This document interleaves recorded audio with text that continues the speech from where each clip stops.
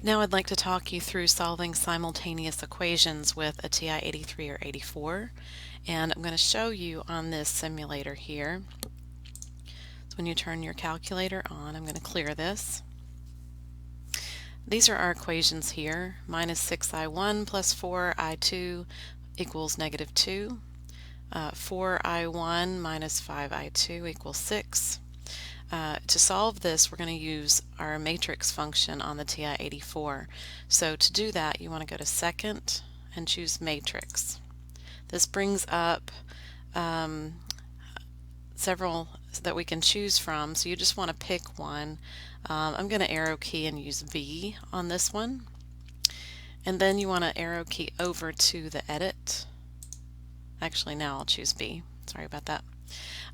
Select Enter when you have Edit and you've selected the matrix you want to use. This is just the name of it, so you can find it later. Enter. Now you want to enter the size of your matrix. Here we need 3 columns and 2 rows, so that's actually a 2 by 3 matrix. And you see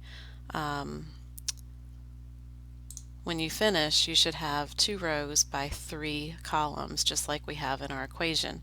Now you want to proceed by entering them in exactly this order. So your I1 is all in that first column, your I2 component are all in the second column, and then your constants are on the right hand side in that third column.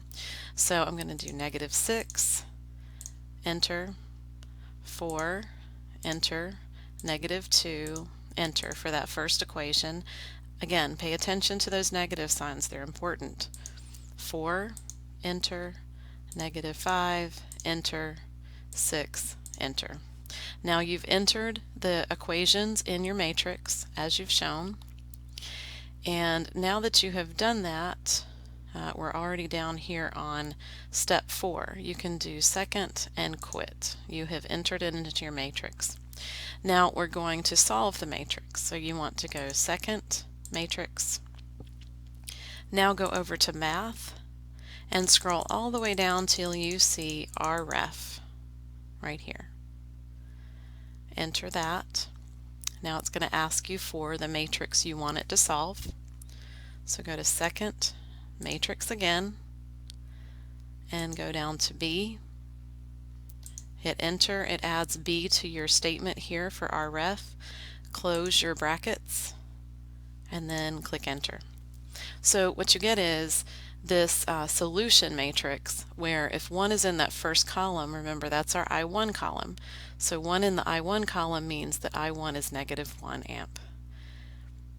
The 1 in the second column, that's our I2 column, so that tells you, this row right here tells you that I2 is negative 2, and you have now solved your 2 by 3 matrix here.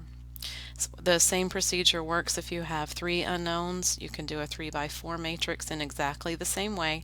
Just make sure you line up all your I1s, all your I2s, all your I3s, and then your constant on the other side.